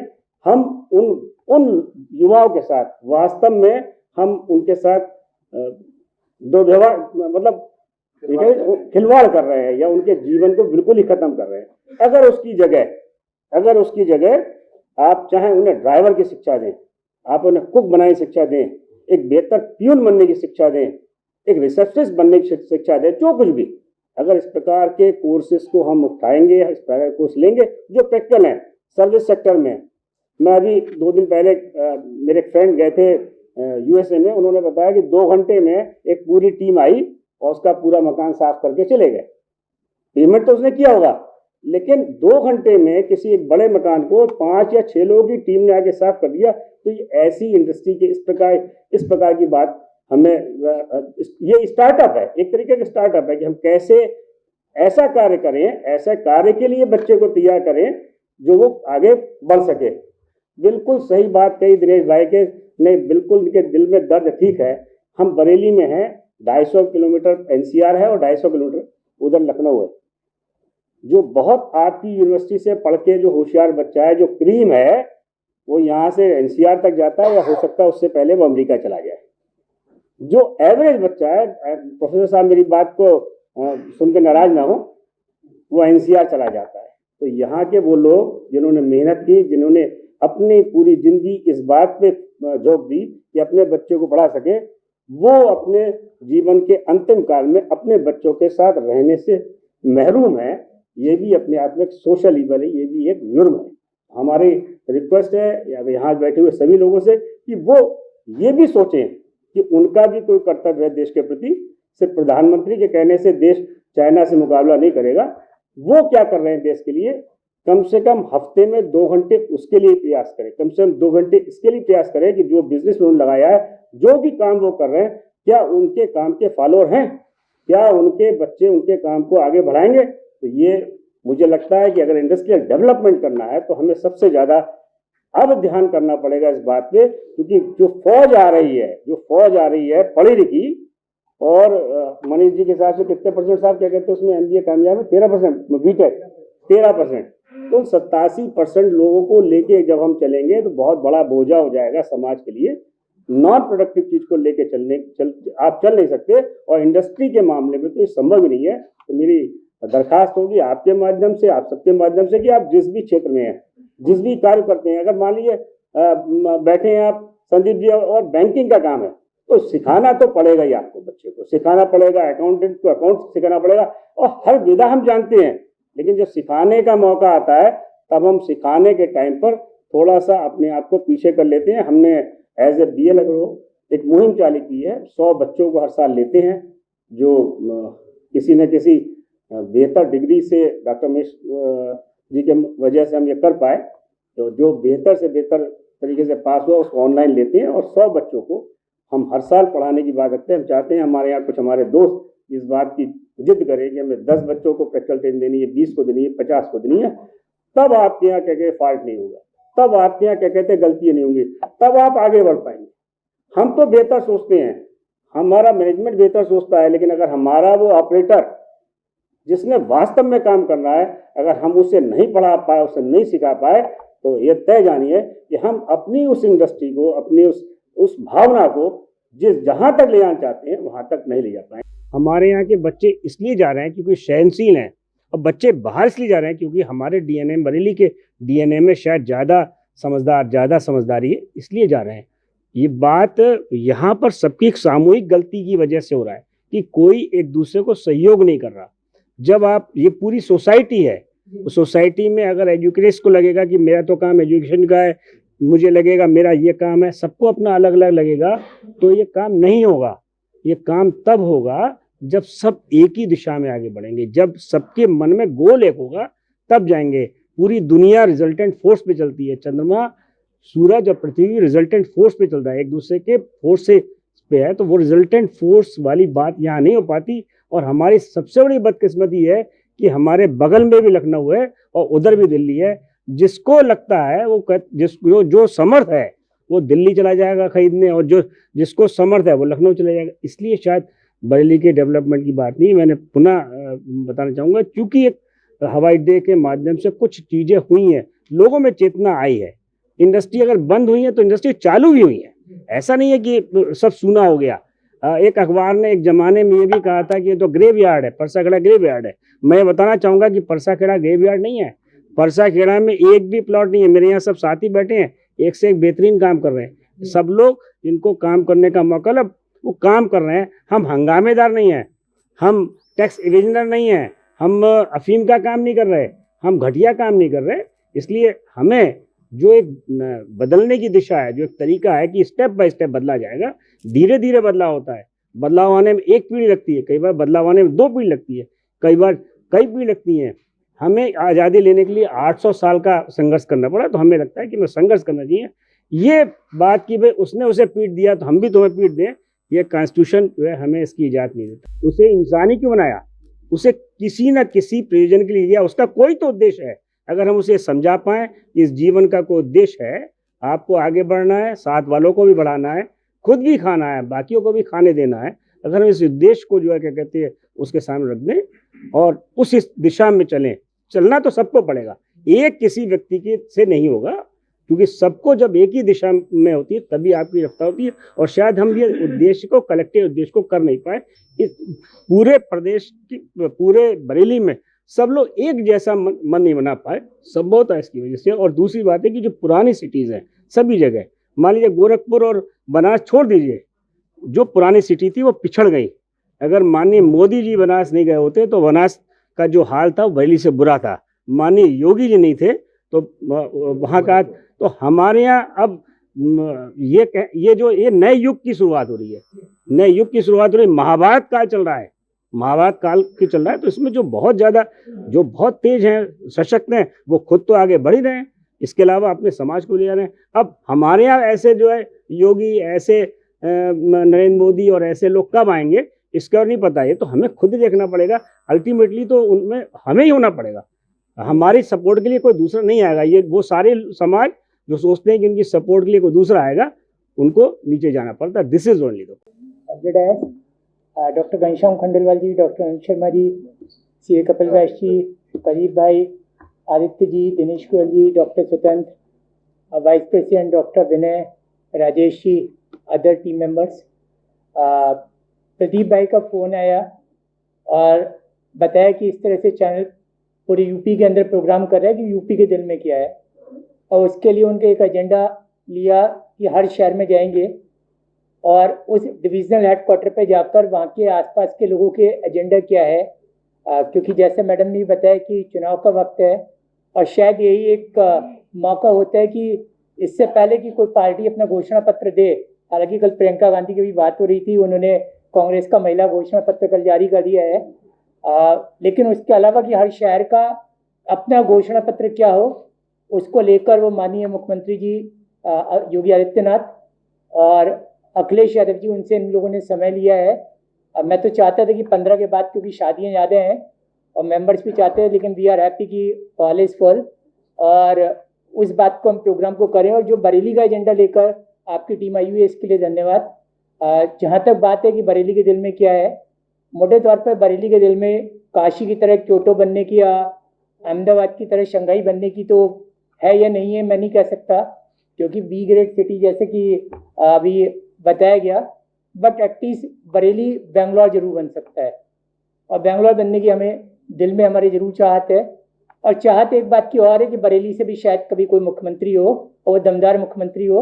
मुख्यमंत्री ना हो क्योंकि आज से 4 साल पहले 5 साल पहले हमारे पास केंद्रीय मंत्री थे, राज्य में 2 कैबिनेट मंत्री थे और आज कौन है हम जानते हैं।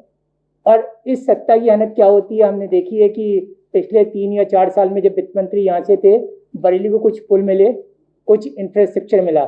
ये बात अपनी जगह सही है कि बरेली किसी सरकारी खासतौर से उद्योगों के मामले में डिपेंडेंट न है न होना चाहती है। आपके सामने बड़े एम्प्लॉयमेंट जनरेट करने वाले जब बात हुई कि बरेली के वो शख्सियत यहाँ बैठी हुई है कि कुल मिलाकर 20 से 25 हज़ार जो एम्प्लॉय जो इस हॉल में बैठे हुए हैं एम्प्लॉयमेंट जनरेट करने का काम डायरेक्ट यहाँ पे बैठे हुए लोग करते हैं। इनडायरेक्ट जैसे कि दिनेश गोयल जी ने बताया करीब 2.5 लाख एम्प्लॉयमेंट इनडायरेक्टली जनरेट कर रहे हैं। वो बरेली के अंदर जब हम बात करते हैं तो बरेली के पास क्षमताएं हैं, लेकिन वो इंफ्रास्ट्रक्चर जो दर्द अभी कपिल वैश्य जी ने कहा कि कई बार होता गया पश्चिमी उत्तर प्रदेश टैक्सेशन इकट्ठा करता है और क्योंकि राजनीतिक सत्ताएं हमेशा पूर्वी उत्तर प्रदेश से आती रही हैं, डेवलपमेंट वहाँ भी चला जाता है।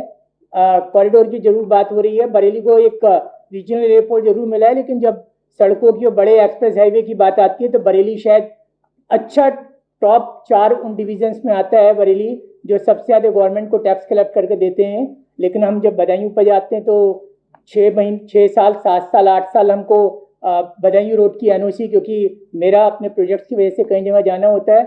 लाल फाटक का मतलब अपने आप में क्या है, सारे प्रमुख सचिव से लेकर मुख्यमंत्री तक आपके कटरा पुल से इवन माननीय प्रधानमंत्री जी से गुजरते हैं, लेकिन उल्लासनगर का पुल उसके गर्डर बनने के बाद दोबारा जो है क्या नाम है खराब भी हो जाने, कंडम डिक्लेयर हो जाने, दोबारा बन जाने। बरेली क्या चाहता है, बरेली कुल मिला के ये चाहता है कि हमें आप इंफ्रास्ट्रक्चर दे दीजिए, बाकी का डेवलपमेंट हम अपने आप कर लेंगे। बरेली ना तो बरेली शायद अकेला शहर है जहाँ 3 मेडिकल कॉलेज हैं, बहुत सारे इंजीनियरिंग कॉलेज हैं, क्वालिटी अपने आप में एक क्वेश्चन मार्क है। जैसे कि आदरणीय घनश्याम खंडेलवाल जी ने कहा, प्राइवेट यूनिवर्सिटीज़ भी हैं, आ रही हैं, BMS कॉलेजेस कुछ आने वाले हैं। तो हमारे पास अपने आप करने का दम ये बरेली रखती है, अपने आप में हौसलों का शहर ये बरेली है। हम अपने आप कर लेंगे, लेकिन जो गवर्नमेंट की जिम्मेदारी है, रेगुलेटरी अथॉरिटी की जो जिम्मेदारी, वो बिजली है, वो पानी है, वो सड़कें हैं। और सड़कों का विकास अगर जिस दिन हो जाएगा, जैसे पुराने ज़माने में अगर आप देखें जो सभ्यताएं बसी वो नदियों के किनारे बसी, क्योंकि शायद वो एक एसेंशियल कमोडिटी थी जो जिंदा रहने की शर्त थी।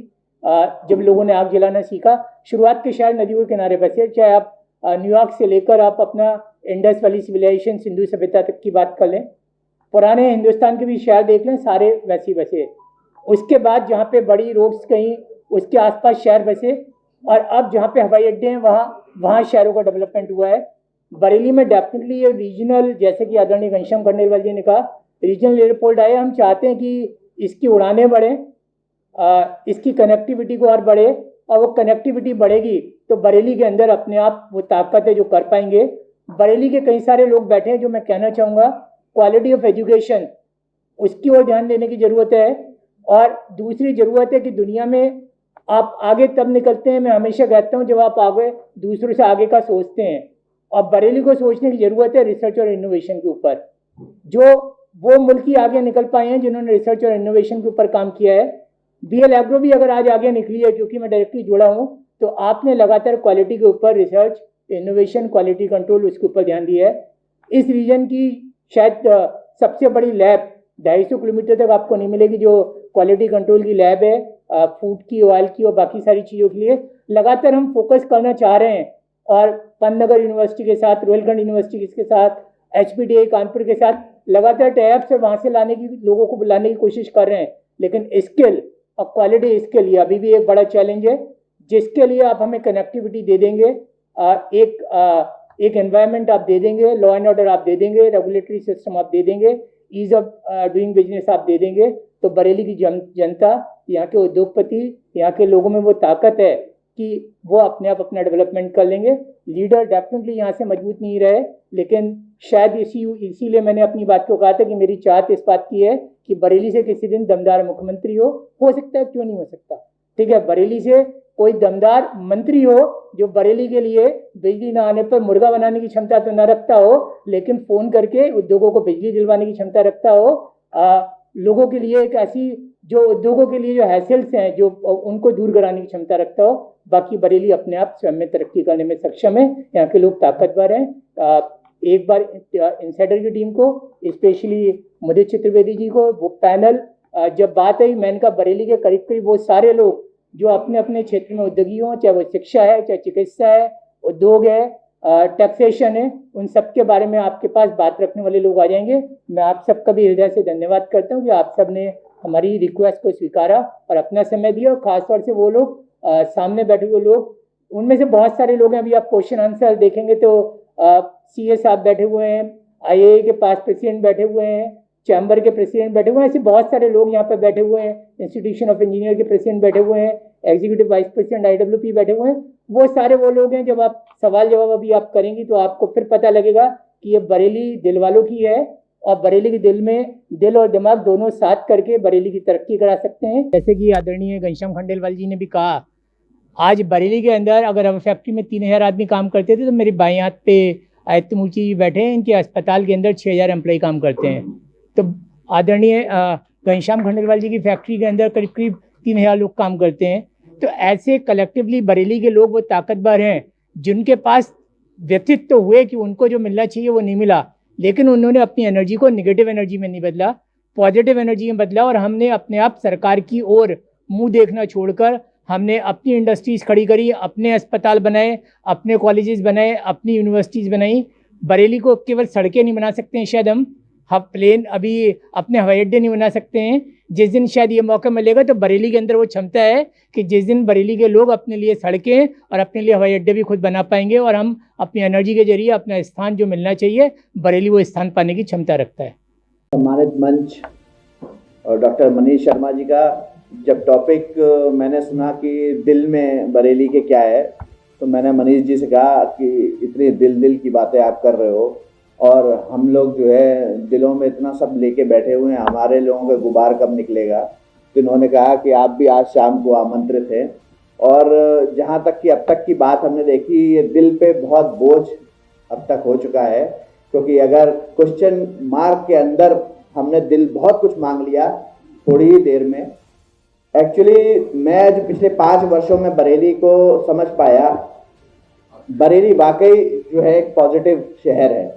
अभी दिनेश भाई ने बताया जितना इवेंटफुल ये शहर है, यहाँ की जो संस्थाएं हैं, हम RMA को भी उसमें शामिल कर रहे हैं, IMA को भी हम इसमें शामिल करते हैं। इसमें एजुकेशन इंस्टीट्यूट जितने भी हैं, अगर आप हॉस्पिटल्स की बात करते हैं, इंडस्ट्री की बात करें, सब इवेंटफुल इंस्टीट्यूशंस हैं यहाँ पे। इनको चाहिए है तो वो जो मनीष जी ने अभी कहा कि इंफ्रास्ट्रक्चर, हम लोग बहुत दिनों से सुनते आ रहे हैं, मतलब मैं तो इसलिए बता रहा हूँ आपको उल्लासनगरा का, कि कानपुर से जो कनेक्टिविटी की हम बात करते हैं, और हमारा तो हेड ऑफिस ही कानपुर है, तो उससे कनेक्टिविटी की जब भी हम बात करते हैं तो बहुत ही निराशा होती है, क्योंकि कानपुर को हम लोग मैनचेस्टर के नाम से भी बहुत सालों से जान रहे हैं, लेकिन उससे ही कनेक्टिविटी बरेली की आज तक नहीं बना पाए। और उल्लासनगरा की जिसकी बात करते रहते हैं हम हर बार, हम लोग भी बड़े बड़े कॉलम बड़ा बड़ा सब छाप रहे हैं, कभी नितिन गडकरी जी से बात कर रहे हैं, लेकिन उसका अंत आज तक तो नहीं अभी आया है। अब सुन रहे हैं, हमने फिर कल कहा कि साहब जनवरी तक आप जो ये पुल आपका तैयार हो जाएगा। एक बड़ा प्रश्न चिन्ह आता है कि जब हम जिन चीज़ों का हमें मालूम है कि यहाँ ये समस्या तो है ही, अगर आप इसको दूर कर लेंगे तो आपका बहुत कुछ आसान हो जाएगा। आप बात उल्लासनगरा की करते हैं, हम मुरादाबाद के पास जोया के पास से भी एक पुल बन रहा है बहुत सालों से।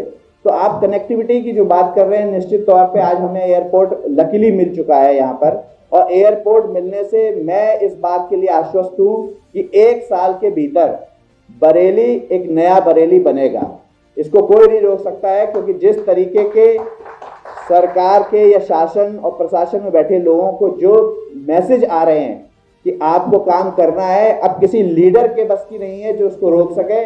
आपको लीडर जैसा भी मिलेगा उसकी ये बाध्यता होगी कि इस शहर को आपको बदल के दिखाना पड़ेगा, क्योंकि जिस तरीके से एयरपोर्ट को और जो इसको रिस्पॉन्स बरेली ने दिया है वो निश्चित तौर पे आपकी काबिले तारीफ है। और जब इंफ्रास्ट्रक्चर एक तरफ से बनता है तो अब आपको मालूम है कई सारे यहाँ पर होटल बड़े बड़े आने वाले हैं। रमाडा होटल भी आपको मिलेगा, हैरियट भी है, हयात भी है, कोई चीज़ यहाँ जो है मैरियट सॉरी, तो वो जो होटल्स आ रहे हैं आपके, अब बहुत सारी जगह हॉस्पिटल्स के लिए मैं आदित्य जी को कहूँगा कि आदित्य जी का जो इंफ्रास्ट्रक्चर है वो बहुत कुछ है यहाँ पर, लेकिन अभी हमें बहुत कुछ और भी देना पड़ेगा जिसकी बात की जा रही थी। और एक बहुत बड़ी कमी जो बरेली को मिलती है वो एक SEZ की मिलती है।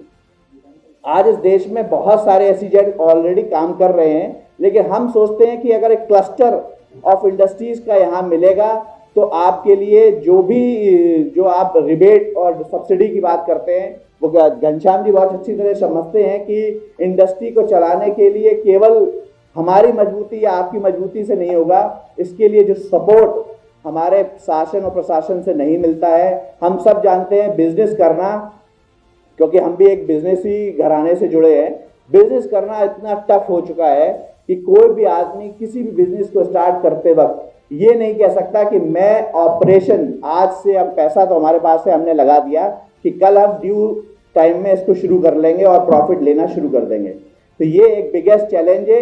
यही चैलेंज सरकार के सामने भी है। अभी मनीष जी ने लाल कुआं पुल की बात करी, तो मैं वो बताना चाह रहा था कि कोई भी कॉस्टिंग जब सरकार लेती है तो 80 करोड़ में बनाने की बात करती है, और जब वो काम शुरू होता है उसमें कभी रेलवे बीच में आ जाता है, कभी आर्मी बीच में आ जाती है, और वो कॉस्टिंग उनकी 80 करोड़ से बढ़ जाती है। उस 80 करोड़ से जो 120 करोड़ के बीच का मार्जिन 40 करोड़ का है, वही इसको सबसे ज़्यादा मुश्किल प्रदान कर रहा है। जब तक सरकारें और हमारे लोग उसके बीच में बीच में हम उद्योग बंधु की बैठक भी लगातार होती रहती है, मुझे नहीं मालूम है कि किस तरीके से वो कामयाब होती है, लेकिन अगर हम बैठकों के दौर केवल अपने जिले तक ही सीमित रखते हैं तो हमें नहीं लगता है कि बहुत ज़्यादा कामयाबी होगी। आज सूचना क्रांति का दौर है, अपनी बात कहने के लिए आपके पास तमाम प्लेटफॉर्म मौजूद हैं, और बहुत अच्छा है कि इनसाइडर न्यूज़ भी अब हमारे साथ यहाँ जुड़ रहा है। मैं आपको शुभकामनाएं देता हूं कि आप जो हैं इसमें कामयाबी हासिल करें। क्योंकि बरेली के पास बहुत कुछ है देने को, लेने को कम है लेकिन देने को बहुत है। अगर इनको सही समय पे सही चीजें मिलती रहीं तो निश्चित तौर पे, और मैं तो आश्वस्त हूं और मैं ये गारंटी इस मंच से देना चाहता हूं कि 1 वर्ष बाद, आज ही की तारीख निश्चित कर ली जाए, 1 वर्ष बाद आपका बरेली काफी हद तक बदला हुआ मिलेगा। चाहे आप रोड्स की बात करेंगे, चाहे आप फ्लाईओवर्स की बात करेंगे, आपको 100% यहाँ पर कामयाबी मिलने वाली है। और बहुत अधिक नहीं समय लेते हुए आप सभी का बहुत बहुत धन्यवाद, और सबसे ज्यादा धन्यवाद आरएमए को, क्योंकि लगातार आरएमए इस तरह के आयोजन कर रहा है कि जिससे ब्रेन स्टॉर्मिंग जिसे कहते हैं, जब तक आप बात नहीं करेंगे, जब तक आप अपने मंथन नहीं करेंगे, इसकी कामयाबी नहीं मिलेगी। मीडिया का रोल है आपकी चीजों को वहां तक पहुंचाने का, लेकिन फिर मैं यही कहूंगा कि बार बार जब तक हम इस पे बात नहीं करेंगे कि कामयाब नहीं होने जा रही हैं चीजें, तो हमें बात करते रहना चाहिए। और आरएमए को मैं बधाई देता हूं कि मैं इसके कई सारे सेमिनार्स अटेंड करता हूं, एज ए ऑडियंस भी करता हूं और एज ए पैनल भी करता हूं, और मैं इसको तारीफ करता हूं। यहाँ बहुत अच्छा काम सभी कर रहे हैं, जरूरत है कि हमें एक्सपोजर देने की। एक छोटी सी बात मैं यहाँ कहूंगा, क्योंकि एजुकेशन इंस्टीट्यूट से जुड़े कई लोग, इस मंच ही उनका है, तो मैं ये कहना चाहूंगा, जो क्वालिटी एजुकेशन की बात करते हैं, हम सिर्फ एक चीज नहीं देना चाहते हैं, वो है फैकल्टीज के ऊपर काम। अगर हम अच्छी फैकल्टीज लाएंगे और जो हैं उनको अगर हम जवाबदेह बनाएंगे कि आप एज ए फैकल्टी अच्छे स्टूडेंट तैयार करिए, मुझे 100 स्टूडेंट घनश्याम जी के लिए ही निकालने हैं। अगर हम सारे लोग, आरएमए की इतनी बड़ा मंच है, अगर हम ही ये डिसाइड कर लें कि नहीं, हमें तो इन्होंने मांगे ना 100, मैं इनको तो 100 दूंगा ही दूंगा, आदित्य मूर्ति जी के लिए भी निकाल के रखूंगा। हमारे पास सब चीजें हैं और हम लोग टारगेट बेस्ड काम करेंगे तो निश्चित तौर पर हमें कामयाबी होगी। तो फैकल्टीज एक इम्पॉर्टेंट चीज है किसी भी इंस्टीट्यूट में। थोड़ा बहुत आप कर सकते हैं। आप देखिए बड़े इंस्टीट्यूट क्यों बड़े बने, बगैर फैकल्टीज के तो कोई नहीं बनेगा। और आप देखिए बहुत सारे लोग जो हैं अपने आप से, हम लोग अमेरिका चले आए। मैं एक छोटा सा उदाहरण अपना ही कोट करता हूं कि मैंने एक इंस्टीट्यूट से पढ़ाई करी, नाम नहीं लूंगा, और जब मेरी नौकरी लग गई तो उन्होंने मुझसे कहा कि आप अपना अपॉइंटमेंट लेटर मुझे दे दीजिएगा, क्योंकि हमें अपने बोर्ड पे लगाना है।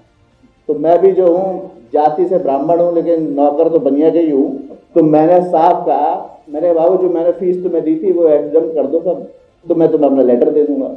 यानी इस अप्रोच से हम काम करते हैं कि अगर कोई आदमी धोखे से अच्छा निकल जाए तो हम उसके सर्टिफिकेट से काम चला लें। इससे हमें बाहर आना पड़ेगा, हमको अपनी तरफ से स्टूडेंट निकालने पड़ेंगे, अच्छे फैकल्टीज को लाना पड़ेगा जहाँ पर, तब जाके आप रियल कामयाबी लाएंगे। और जो अच्छी फैकल्टीज हो उसको अच्छा पे करना पड़ेगा, ये भी बहुत जरूरी है।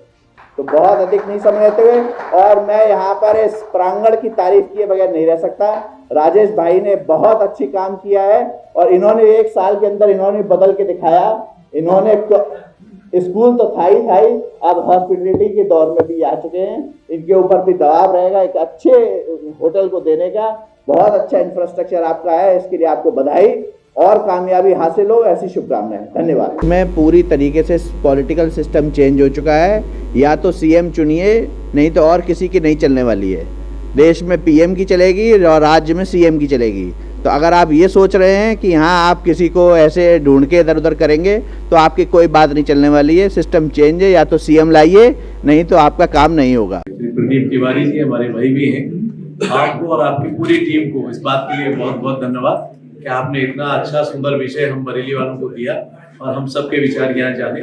इसके लिए जो इनिशिएटिव आपने लिया, आरएमए को साथ में जोड़ा, एज ए वाइस प्रेसिडेंट मुझे बहुत इस बात का खुशी भी है और ये मौका आपने हमें दिया, इसके लिए बहुत बहुत धन्यवाद आपका। मैं बरेली के दिल में क्या है, हम लोग अभी तक जानते थे बरेली में झुमका, बरेली का सुरमा, बरेली की प्रियंका और बरेली की दिशा पाटनी।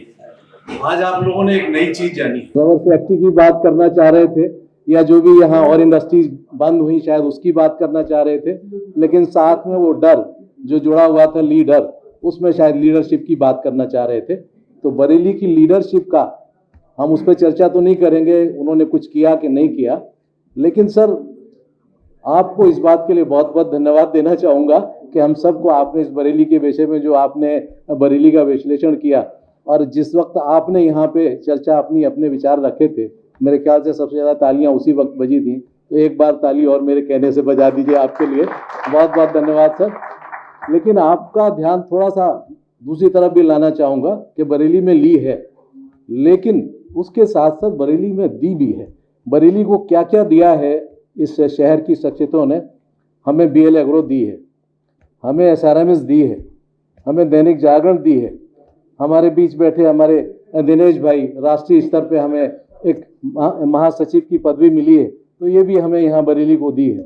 हमारे बीच डॉक्टर NL शर्मा जी यहाँ बैठे हुए हैं, ऐसी विभूति जो हम सब बरेली गुरुओं के गुरु, हम सब यहाँ जो बैठे हुए हैं तमाम आपके शिष्य हैं, और आपका जो उपदेश हमें मिल रहा है तो ये भी बरेली की देन है। और ऐसी विभूतियाँ जिन्होंने बरेली को चमकाने की कोशिश की है।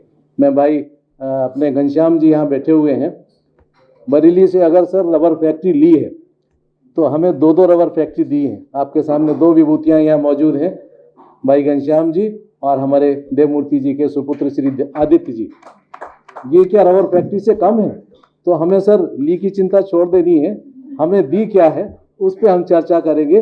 तो जो बरेली में हमने यहाँ चर्चा आज की कि बरेली के दिल में क्या है, तो बरेली का पानी इतना कर्मठ है सर कि आपके सामने ये उदाहरण है। लीडर कुछ करें या ना करें कोई बात नहीं, हम लोग इतनी शख्सियत जो यहाँ हमारे बीच बैठे हैं इतनी हिम्मत रखते हैं। अपने बूते पे कितनी मुसीबतें इन लोगों ने झेली, और घनश्याम जी के विषय में तो मैं क्या ही बोलूँगा, कैसे इन्होंने अपने आप को उन सब झंझटों से आगे बढ़ा करके और कहाँ ला के खड़ा किया है BL एग्रो को।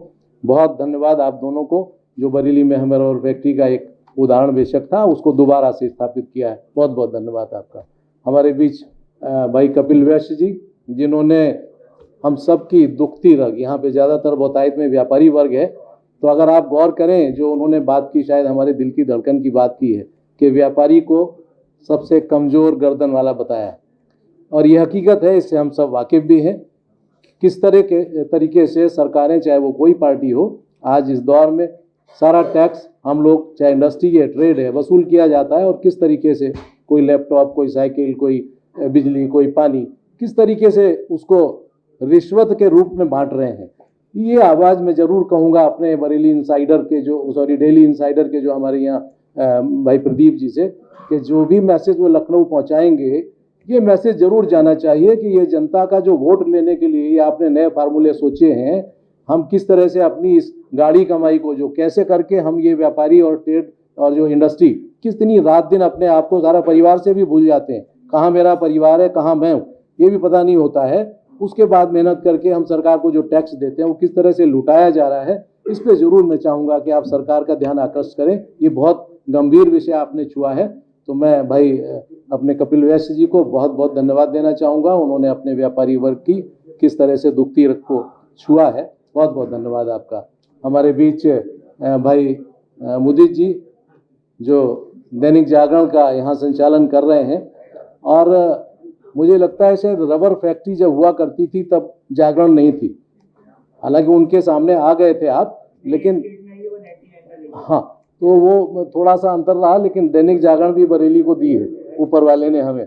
और आपने यहाँ जो मुहिम चलाई हुई है, लगातार आप हमारे ऐसे कार्यक्रमों को हमेशा अपने न्यूज़ पेपर में प्रचारित करते हैं और हमारे सारे विषयों को छूते हैं। तो मैं बहुत बहुत धन्यवाद देना चाहूँगा आपको कि आपने हमें अपना समय दिया। दिनेश जी ने हमें इंडस्ट्री के विषय में बताया, बहुत बहुत आभारी हमारे सभी मंचासीन आज जो वक्ता रहे, और सबसे ज़्यादा जो सामने श्रेणी जो सुन रहे हैं बहुत देर से कि सब विचार जो चल रहा है उस पर पूरा मंथन कर रहे हैं आप लोग, आपका भी बहुत बहुत धन्यवाद।